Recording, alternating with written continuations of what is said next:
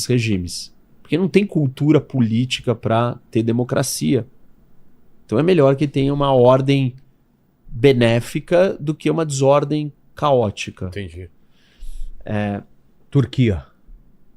A Turquia, ela está despontando como um país que quer ser o líder do Oriente Médio. Ah, é? Porque quem que queria ser? Era o Irã. E o Irã é o Império Persa, tem um histórico. Quais são os 3 maiores países? Turquia, Irã e Egito. O Egito é uma civilização que está adormecida, decadente. A Pérsia estava fortalecendo, crescendo, de um jeito torto e errado, mas estava ficando forte. E agora está enfraquecendo de novo. E aí sobra para a Turquia ocupar esse espaço que não é de hoje que ela quer, que é a civilização otomana, o Império Otomano.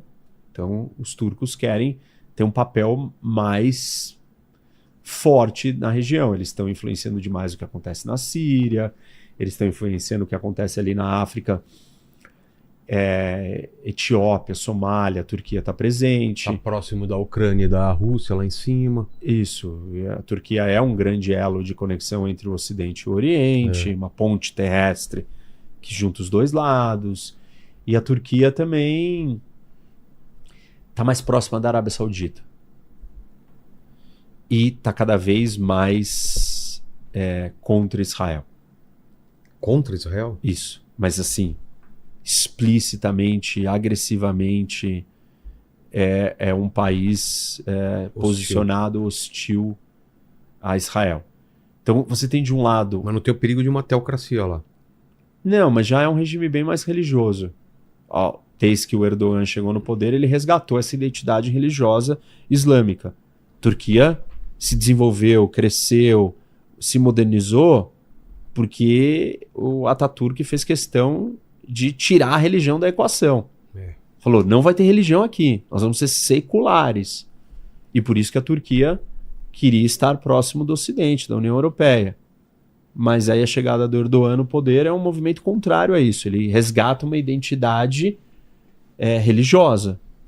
E ele flerta com as paixões e com esse aspecto da religião. E então a Turquia está se aproximando da Arábia Saudita, estão se aproximando, estão também próximos do Paquistão. Então, de um lado você tem Paquistão, Arábia Saudita e Turquia, que estão brigando por controles ou influências em países menores, tipo Síria, tipo Iêmen, tipo Etiópia não é menor, mas Sudão do Sul, Etiópia, Somália, todos ali ao lado. Do outro lado, qual que é a aliança que está surgindo? Israel, Grécia, que é muito rival da Turquia. Eles têm uma hostilidade, uma animosidade, os dois lados, imensa. Histórica. E aí Israel, a Grécia está ficando do lado de Israel. Você tem os Emirados do lado de Israel, porque eles estão brigando demais com a Arábia Saudita. Acharam ou perceberam que eles querem ter posição própria, não querem só fazer o que a Arábia Saudita manda. Eles assinaram o Acordo de Abraão. A Arábia Saudita acha que eles estão próximos demais de Israel. Tem toda uma discussão ali. E Índia. Nossa. A Índia está vindo para o Oriente Médio. Um dia antes de começar a guerra, o Modi, que é o primeiro-ministro da Índia, estava em Israel, falando no Knesset, né, que é o parlamento.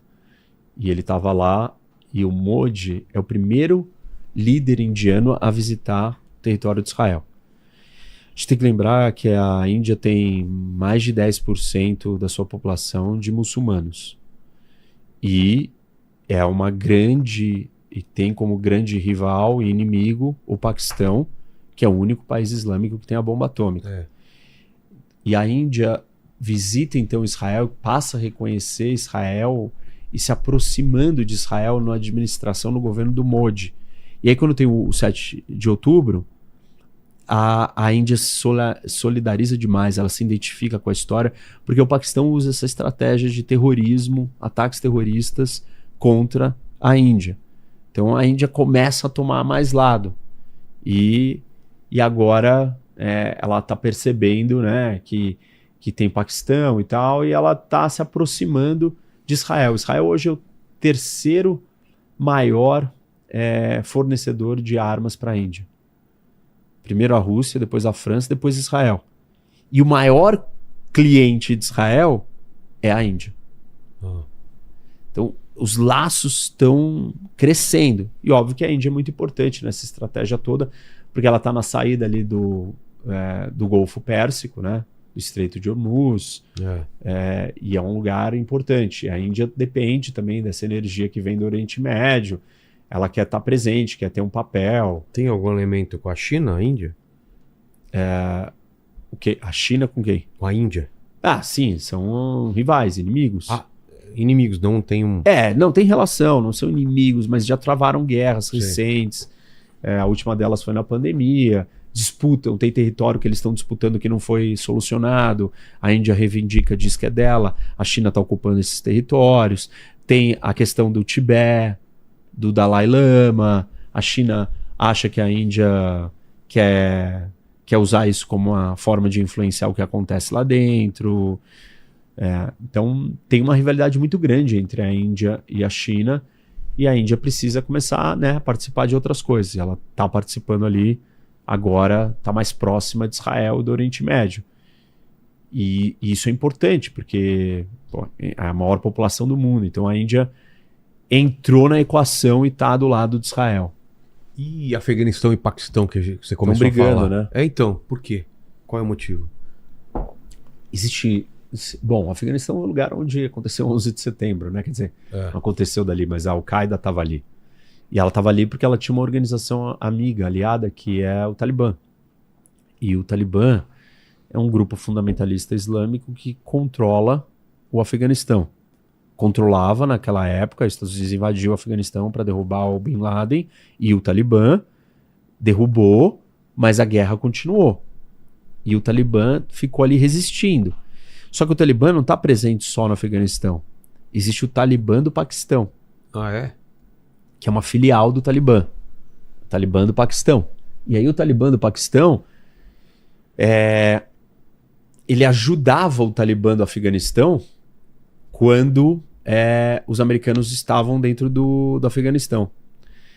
E o Paquistão permitia isso.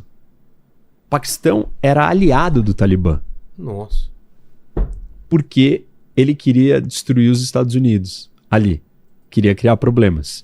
Tanto que onde que o Bin Laden foi encontrado? No Paquistão. No Paquistão, né? Só que agora essa história se voltou, a ironia da história é que ela se voltou contra o Paquistão. Porque uma vez que o Talibã do Afeganistão não está mais lutando com os americanos, e o Talibã do Paquistão não está mais ajudando o Talibã do Afeganistão, o que o Talibã do Paquistão quer? Derrubar o governo no Paquistão. Então é uma insurgência, é um movimento de resistência interno que quer derrubar o governo do Paquistão. O Talibã do Paquistão está atacando o Paquistão. E aí ele foge e pede abrigo dentro do Afeganistão. O Talibã do Afeganistão ajuda o Talibã do Paquistão. E aí o Paquistão virou e falou: chega dessa história. Eu vou começar a atacar o Afeganistão. E começou a atacar, né? O ministro da Defesa disse esses dias que, antes de começar a guerra do Irã, que o Paquistão está em guerra aberta contra o Afeganistão. Então, eles estão em guerra. E aconteceu antes do ataque do Irã. 2 dias antes. Fala, Bigoda. O Henry Games, ele mandou uma aqui, ó. Ele fez uma brincadeira no começo, ele falou: Professor Xavier, acha que a China pode aproveitar que os Estados Unidos estão ocupados com o Irã e tentar algo com Taiwan? A China pode aproveitar e tentar... Não acho que a China vai tentar porque tem uma janela de oportunidade. Ela tem que estar pronta. E eu não acho que a China está pronta. Na verdade, o Xi Jinping disse que ela tem que estar pronta a partir de 27. Não chegamos em 27 e não me parece que talvez em 27 ela esteja pronta. Mas a decisão de aproveitar uma oportunidade só pode vir se ela estiver pronta. Tá pronta militarmente? Essa é a escolha, né? A vontade do Xi Jinping. Tá. Então, eu não acho que ela vai aproveitar isso e não é assim... a entrevista coletiva de imprensa do chefe das Forças Armadas Americanas, do Estado-Maior, ele virou e falou assim: aos nossos adversários e inimigos, não entendam errado, nós temos capacidade de projetar poder no mundo inteiro na velocidade que a gente quiser, com a intensidade que a gente quiser, nós temos jogo de cintura para readequar a distribuição das nossas forças a qualquer momento. Óbvio que ele estava mandando um recado para os outros falarem, não acha que porque eu tenho 2 porta-aviões aqui e eu estou numa guerra aqui que eu não consigo parar essa guerra e mobilizar todo mundo e ir para outro lugar em 5, 10 dias. Então, não acho que a China vai fazer isso agora. Eu acho que ela vai fazer um dia, não agora. Pois é. O Vinícius Vitalino, ele perguntou o seguinte: tudo isso seria um movimento dos Estados Unidos para enfraquecer a China? Eu não acho que para enfraquecer a China, mas eu acho que pode enfraquecer a China indiretamente. Não enfraquecer, mas criar problemas para a China. Por causa do petróleo? Por causa do petróleo. A China compra um petróleo iraniano bem mais barato. Como acontecia na Venezuela. Isso. Então a China está perdendo as suas fontes de petróleo barata, né? Petróleo com desconto. Por que com desconto? Porque tem sanções. E aí o Irã não pode vender para ninguém, só pode vender para a China. Aí a China fala assim, a China não é boba, né? Ela vira e fala assim, eu compro, né? Mas é sancionado. Tem que valer a pena. É sancionado, né? Eu não quero, né? Correr o pegar risco mal aqui para mim.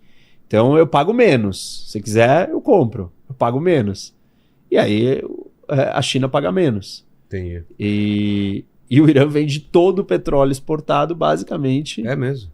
Quase que todo para a China. Então, nesse sentido, cria problemas. Um outro sentido, mostra que a Rússia e a China não são patrões, né? Ou patronos, ou aliados confiáveis. Por quê?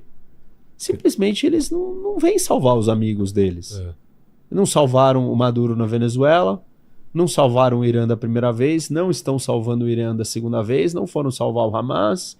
Então, no final das contas, é meio que uma aliança de papel. A Rússia se mostra, nesse sentido de aliança, um urso de papel, e a China, no sentido de aliança, se mostra um dragão de papel. E as armas que eles entregam também não performaram na Venezuela, os radares, baterias antiaéreas, e também não estão performando no Irã. O Irã está basicamente sobrevivendo ou retaliando com a sua tecnologia, com a sua indústria. São os Shaheds, os drones iranianos, que são usados pela Rússia na Ucrânia, que estão causando uma boa parte do estrago. Então, eu não acho que o objetivo... vão fazer isso só para prejudicar a China. Eu acho que o objetivo principal é outro. Mas, sim, acaba respingando e abalando a confiança, a credibilidade dessa ideia de uma aliança, de você proteger os seus amigos, e acaba afetando a China indiretamente. Entendi. O Leandro Baz, ele mandou aqui no chat, é verdade que a Al-Qaeda declarou apoio a Israel contra o Irã? Olha, não ouvi falar de nada disso. E acho estranho. Não acho que ela precisaria declarar apoio a Israel. Acho que ela só poderia ser contra o Irã sem declarar apoio. E voltando na guerra de informação, você viu aquele ataque à escola no Irã que foi colocada a culpa em Israel, e agora o próprio Irã falou que foi um míssil deles com defeito que destruiu Eu só vi a chamada, mas eu nem dei sequência na história. Tem muita coisa ainda que não dá pra se saber quem é o culpado, o que tá rolando, né? Assim, é uma... O Irã tá atacando hotel, civis. Então, sei lá... Cara, é muito estranho isso. É guerra, as pessoas querem moralizar a guerra. Eu acho complicado. É difícil. Tô dizendo que que a guerra não tem que ter regras, mas guerra pressupõe uma coisa destrutiva, né? Não pressupõe ser comedido, ser controlado. Senão não chamava guerra. Chamava outra coisa. Estamos brigando. Pô, você não tá em guerra comigo. Calma, né? Maneira aí. Estamos discutindo, estamos brigando. Estamos em conflito. Não, estamos em guerra. Que guerra? Guerra no seu sentido máximo. E como eu disse aqui no começo, uma guerra que os 3 envolvidos queriam, pediram, estão felizes, satisfeitos, estão seguindo o caminho que era funcional para eles, para os 3. Cada um com seus objetivos. E os 3 também não querem uma guerra longa, né? Não querem. É ruim para todo mundo. Ou pro Irã é bom que ela se arraste? Ela pode se arrastar, mas o Irã também vai começar a acabar a sua munição, né? Acabar os mísseis, capacidade de retaliação. E aí o negócio vai ficando estranho. Vai ficando mais fraco. Ele vai, né, correndo perigo. O Putin ou o Zelensky ganham alguma coisa com essa guerra? Ou é ruim pra eles? Ou não tem nada a ver uma coisa com outra? Olha, a única coisa que pode ser boa pro Putin é o preço do petróleo subindo. Tá. Porque aí ele tem mais dinheiro. Parte do problema que ele está sofrendo é porque o petróleo está caindo, e ele está perdendo recursos para continuar alimentando a sua guerra contra a Ucrânia. E, nesse sentido, um petróleo caro dá caixa e munição para o Putin. Que é uma coisa que o Trump está tentando fazer o contrário. O Trump está a todo custo tentando fazer o preço do petróleo cair. Porque ele sabe que isso vai ter um impacto na Rússia também, na capacidade do Putin continuar lutando. E ele quer fazer um acordo com a Ucrânia, ou na guerra da Ucrânia, e ele está tentando forçar o Putin para fazer esse acordo. Ele colocou pressão e fez a Índia parar de comprar o petróleo da Rússia. Ou seja, ele está estrangulando o Putin no recurso, no dinheiro. Ele também está perseguindo a frota clandestina de navios que vende o petróleo sancionado do Irã, da Venezuela e da Rússia. E tudo isso vai abalando a capacidade financeira do Putin sustentar a guerra. Agora, um preço do barril alto, aí ele volta a ganhar fôlego. Entendi. Nesse sentido, sim.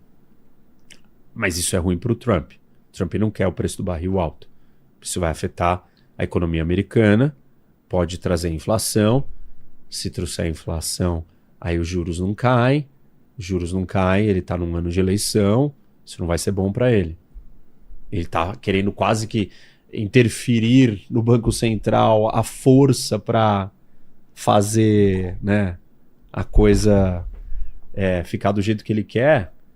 E aí agora o preço do barril alto, isso pode afetar a inflação. Por isso que eu não acho que ele vai levar a guerra por muito tempo. Pois é. Fala, Bigoda. Gustavo Pena, ele perguntou assim: primeiro a Venezuela, agora o Irã. Se pudesse chutar o próximo alvo do Trump, quem seria? Cuba? Cuba. Mas eu não acho que vai fazer uma intervenção militar. Ele falou alguma coisa sobre Cuba? Já? Falou um monte de coisas, mas nada de tipo, vou usar a força.